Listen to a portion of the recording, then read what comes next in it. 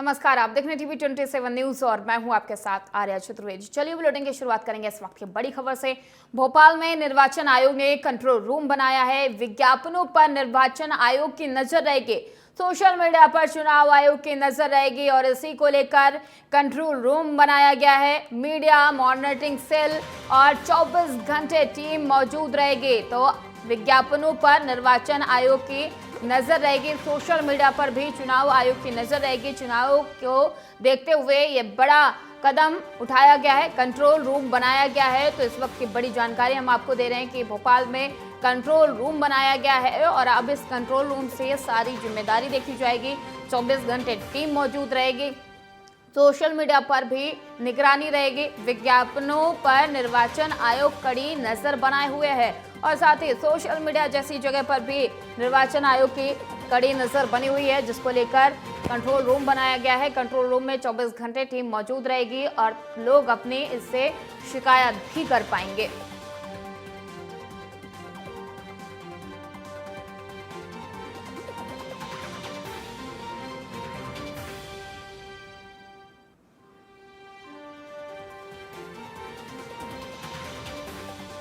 तो आपको बता दें कि भोपाल में कंट्रोल रूम बनाया गया है और मीडिया मॉनिटरिंग सेल 24 घंटे इसमें टीम मौजूद रहेगी और इसके साथ ही सोशल मीडिया पर भी चुनाव आयोग अपनी पूरी नज़र बनाए हुए है।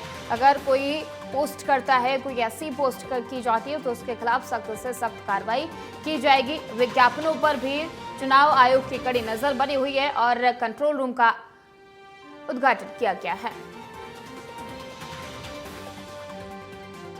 और इस वक्त की बड़ी जानकारी, बीजेपी चुनाव समिति की बैठक खत्म हो गई है। यूपी की 24 सीट पर चर्चा की गई, बंगाल की 20 सीटों पर मंथन हुआ है। तो आपको बता दें कि यूपी की 24 सीटें ऐसी हैं जिन पर अभी तक बीजेपी ने अपने पत्ते नहीं खोले हैं और वहीं बंगाल की 20 सीटें पर भी बची हुई हैं जिन पर अभी तक बीजेपी ने उम्मीदवारों की घोषणा नहीं की है, जिसको लेकर बीजेपी चुनाव समिति की बैठक हुई थी और ये बैठक संपन्न हो गई है। अब इस बैठक में यूपी और बंगाल की बची हुई सीटों को लेकर मंथन किया गया, चर्चा की गई और अब देखने वाली बात ये होगी कि यहाँ पर बीजेपी किसको प्रत्याशी बनाती है। क्या जो सिटिंग विधायक सांसद हैं उन पर भरोसा जताया जाता है या नए चेहरों को मौका दिया जाता है। तो ये देखने वाली बात होगी, क्योंकि यूपी में बची हुई 24 सीटों को लेकर तमाम अटकलें लगाई जा रही हैं।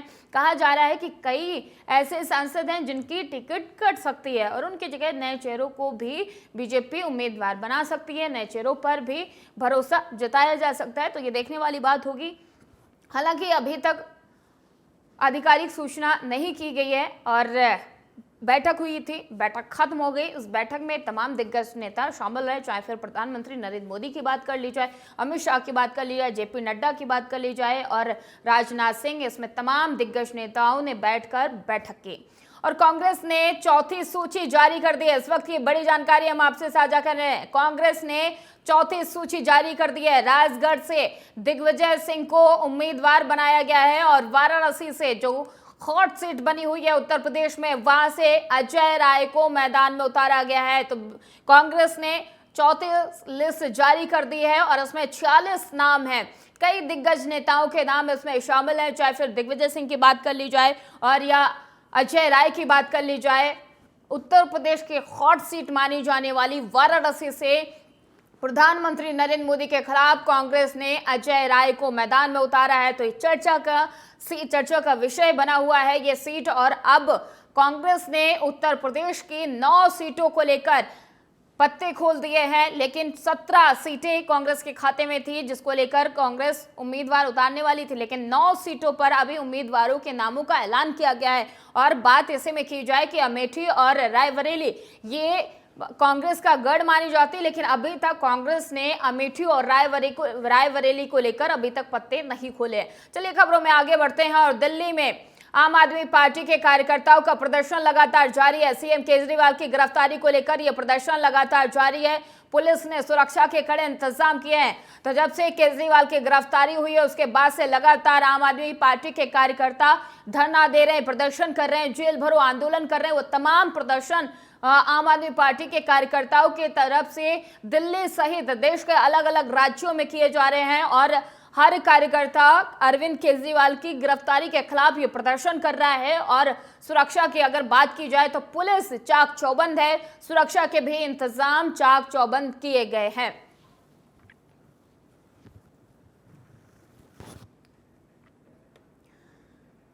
और सीएम मोहन यादव बड़वानी दौरे पर रहेंगे। योग माया मंदिर में आयोजित बैठक में शिरकत करेंगे। भगौरिया उत्सव में सीएम मोहन यादव शिरकत करेंगे, पार्टी कार्यकर्ताओं के साथ वो बैठक करेंगे। तो आपको बता दें कि सीएम मोहन यादव आज बड़वानी दौरे पर रहेंगे। यहां पर वो तमाम कार्यकर्ताओं के साथ बैठक करेंगे और भगौरिया उत्सव जो काफी खास माना जाता है उसमें भी सीएम मोहन यादव शिरकत करेंगे। और महामाया मंदिर में भी सीएम योगी आदित्यनाथ मोहन यादव जाएंगे।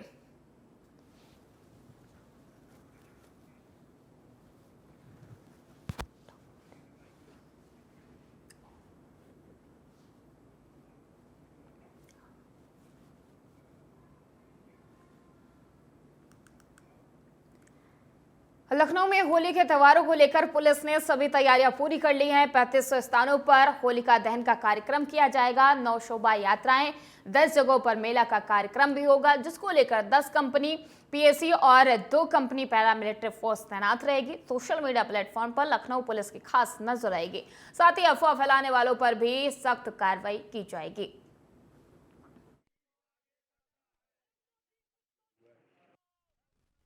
सर, पश्चिमी क्षेत्र में होली को लेकर क्या इंतजाम है? साथ ही साथ जो रमज़ान का जुलूस है वो भी निकलता है, तो किस तरह से तैयारियां की गई हैं? 24 और 25 में होली का त्यौहार मनाया जाएगा। 24 को होलिका दहन होगा। सभी जो होलिका हैं उस पर हमारी पुलिस की ड्यूटी लगी हुई है। सभी होलिकाओं को हम लोगों ने कवर किया हुआ है। थाना प्रभारी और उनके पर्यवेक्षक अधिकारी जो हैं, assistant commissioner of police, additional DCP, स्वयं मैं, हम सब पेट्रोलिंग पर होंगे उस दिन और सकुशल इसको संपन्न कराएंगे। सर, पश्चिमी क्षेत्र और दिल्ली में शराब नीति मामले को लेकर मुख्यमंत्री अरविंद केजरीवाल की गिरफ्तारी के बाद आम आदमी पार्टी के कार्यकर्ताओं ने देश भर में प्रदर्शन किया। और तो वहीं आम आदमी पार्टी के मुखिया और दिल्ली के सीएम अरविंद केजरीवाल की रिहाई को लेकर कोटा में आप कार्यकर्ताओं ने कलेक्टर परिसर में नारेबाजी करते हुए जमकर प्रदर्शन किया। पार्टी के आक्रोशित कार्यकर्ताओं ने कहा कि यह इतिहास में पहली बार हुआ है कि किसी सिटिंग सीएम को ईडी के द्वारा गिरफ्तार किया गया हो, और वो भी तब जब लोकसभा चुनाव की तारीखों का ऐलान हो चुका हो। कल असंवैधानिक तरीके से अरविंद जी की गिरफ्तारी हुई, उसी के विरोध में हम लोग ये प्रदर्शन कर रहे हैं। और क्या वजह मानते हैं आप? देखिए, गिरफ्तारी के पीछे सीधा जो सत्तारूढ़ दल है उसका हाथ है, और वो नहीं चाहती है कि अरविंद केजरीवाल चुनाव प्रचार में निकलें, प्रचार करें, इन लोगों की सच्चाई को उजागर करें।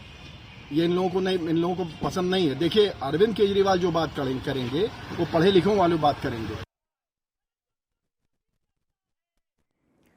राम मंदिर निर्माण समिति की 2 दिवसीय बैठक शुक्रवार को मंदिर परिसर में संपन्न होगी। बैठक की अध्यक्षता मंदिर निर्माण समिति के अध्यक्ष नृपेंद्र मिश्र ने की। बैठक कोटा के अलावा शीशावतार मंदिर, सप्तऋषि मंदिर का निर्माण पूरा हो जाएगा।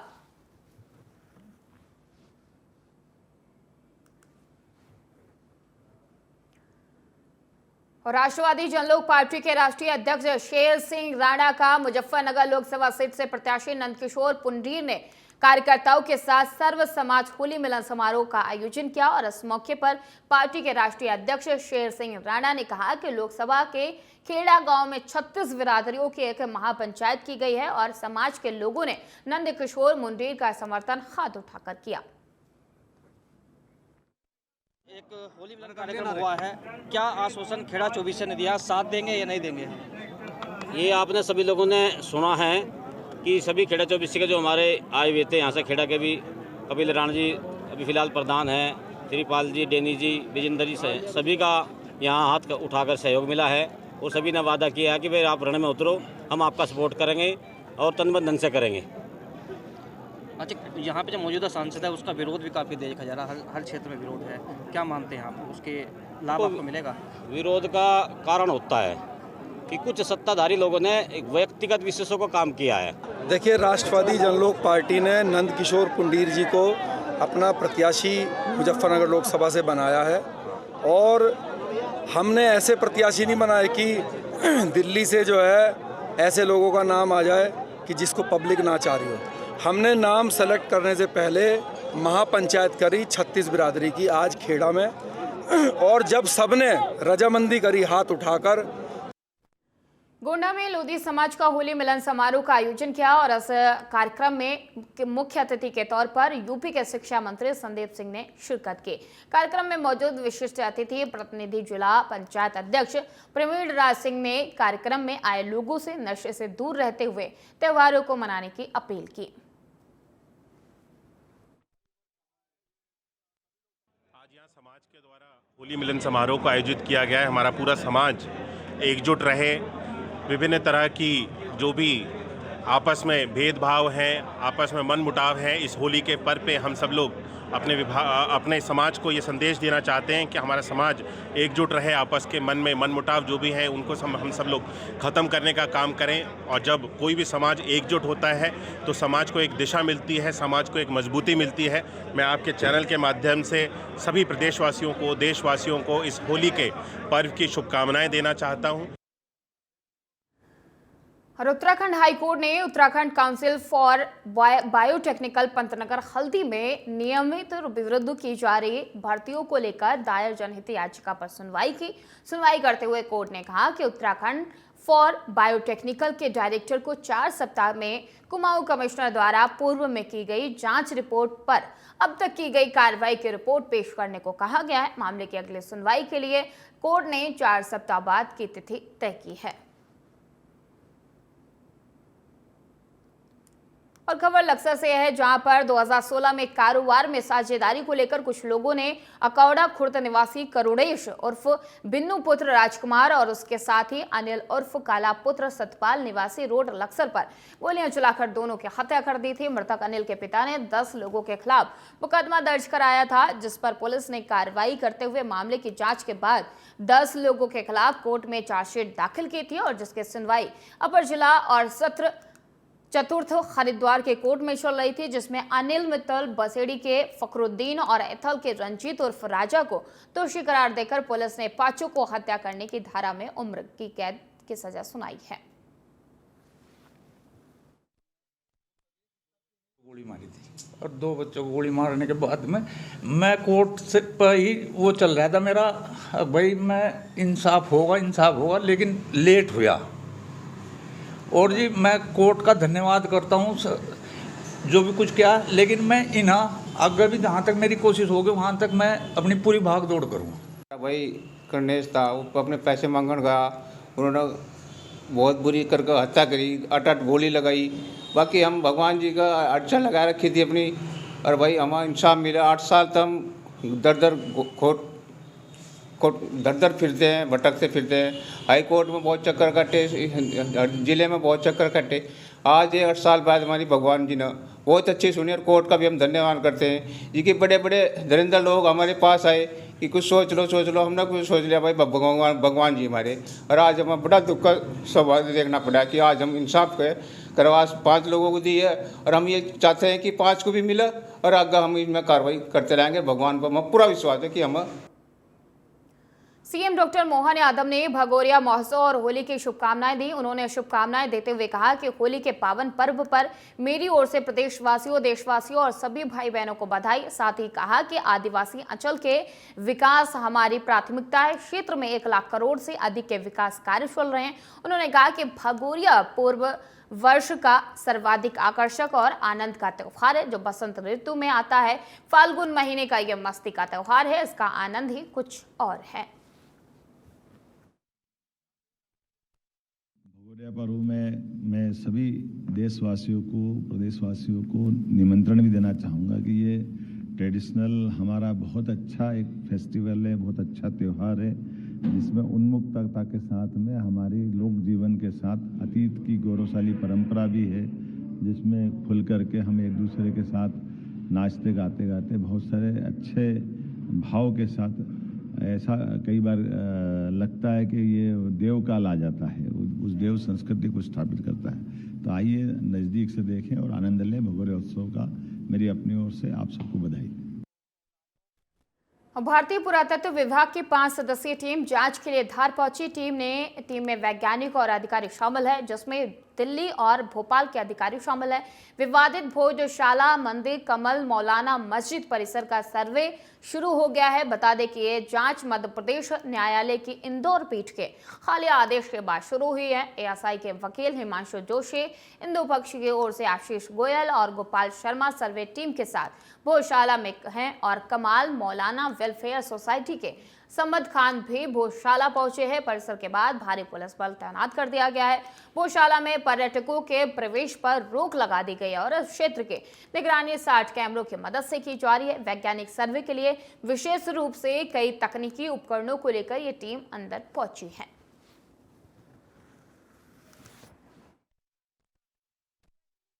सर्वे की वैसे जरूरत नहीं थी, पुराना सर्वे मौजूद है। हम लोग नए सर्वे के खिलाफ हैं। नए सर्वे के इसलिए खिलाफ हैं क्योंकि बहुत सारी चीजें इंडिविजुअल तरीके से यहाँ करी गई है। बीच बीच में बहुत सारे तरीके से 2003 के बाद से नए नए इशू यहाँ पैदा किए गए हैं। अंदर बहुत सारी इलीगल गतिविधियां की गई है। बहुत सारे मॉन्यूमेंट में हर तरीके से छेड़छाड़ की गई है और इसकी हर बार शिकायत मेरे द्वारा, समाज के और जनप्रतिनिधि द्वारा प्रशासन को, जिला प्रशासन को, केंद्र प्रशासन को, सबको अवगत कराकर ज्ञापन के माध्यम से, आवेदन के माध्यम से, जिस तरीके से हो हमने सब किया है। और इसी के तहत जब कोई सुनवाई नहीं हुई तो हम 2019 में हाई कोर्ट के समक्ष गए, एक पिटीशन दायर की मौलाना कमालुद्दीन वेलफेयर सोसाइटी, जिसका मैं प्रेसिडेंट हूं, उस नाते कि इसमें हाई कोर्ट दखल दे और कोई गाइडलाइन बना दे कि पुरातत्व विभाग अगर कोई चीज की अनुमति देता है अंदर जाने की तो उसका ख्याल भी रखे क्या क्या चीजें अंदर जाएगी, क्या क्या चीजें अंदर नहीं जाएगी और जो इलीगल गतिविधियां अंदर हो रही है।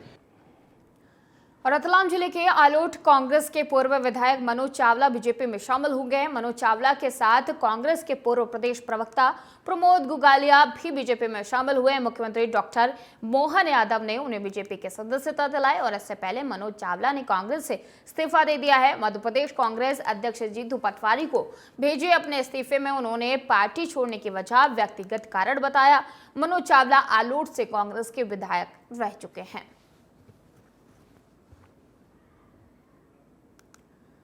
और सागर के पंतनगर वार्ड में रावतपुरा कॉलेज में निर्मला दिन के बिल्डिंग गिर जाने से लगभग 10 से 15 मजदूर नीचे दबे होने की जानकारी बताई जा रही है। घटनास्थल पर पुलिस प्रशासन के अधिकारियों के साथ सागर कलेक्टर दीपक आर्य और एसपी अभिषेक तिवारी और समाजसेवी ऋषांक तिवारी घटनास्थल पर पहुंच गए हैं और जो व्यक्तिगत बिल्डिंग के नीचे दबे हुए हैं उनको बाहर निकालने का रेस्क्यू किया जा रहा है। ये पूरी घटना सागर की है। जानकारी के मुताबिक ये बिल्डिंग प्राइवेट थी और घर का निर्माण कार्य जारी था। घर का निर्माण चल रहा था। वो कृष्ण कुमार मिश्र लक्ष्मीपुरा वार्ड सागर के हैं और ये बिल्डिंग उन्हीं की है और मजदूरों द्वारा बिल्डिंग का निर्माण कार्य किया जा रहा था। ये पूरी घटना शाम 7:30 बजे के लगभग की बताई जा रही है।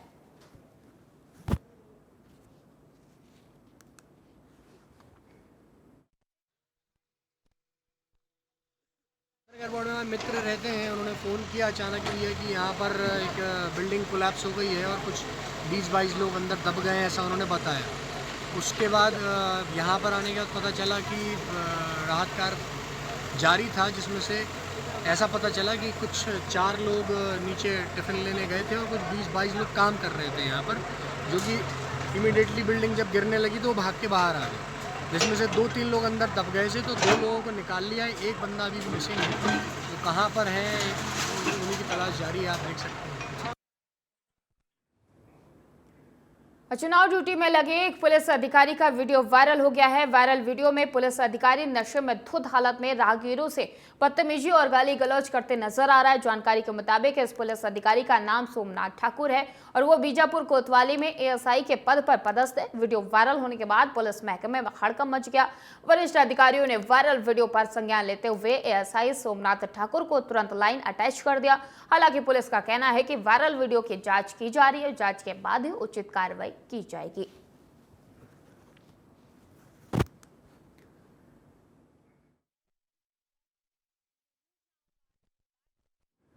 छत्तीसगढ़ में दंतेवाड़ा बीजापुर जिले की सरहद पर पुलिस और नक्सलियों के बीच मुठभेड़ हो गई है। वहीं माओवादियों को घेरने दंतेवाड़ा से निकले बस्तर फाइटर्स के 2 जवान आईईडी ब्लास्ट की चपेट में आने से घायल हो गए।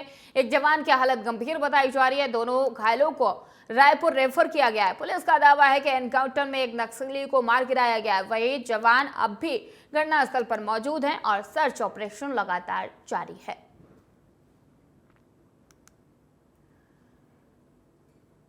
ट्रैफिक पुलिस की ओर से रायपुर में यातायात व्यवस्था को लेकर व्यवस्थित और सुरक्षित और लोगों को यातायात नियमों के प्रति जागरूकता लाने के लिए नई पहल की शुरुआत की गई है। ट्रैफिक नियम का उल्लंघन करने वालों को यातायात नियमों की जानकारी और पालन के प्रति जागरूकता लाने चौक पर ही यातायात की पाठशाला आयोजित की जा रही है, जिसके तहत यातायात रायपुर के प्रशिक्षित अधिकारियों की ओर से चौक चौराहों में यातायात की पाठशाला आयोजित कर उल्लंघनकर्ता वाहन चालकों को रोककर नियमों की जानकारी और पालन करने के लिए प्रशिक्षण देने का काम किया जा रहा है। साथ ही चालकों से अपील की गई है कि वो नियमों का पालन कर जिम्मेदार नागरिक होने का परिचय दें। साथ ही संकल्प लें कि भविष्य में सभी यातायात नियमों का पालन करेंगे।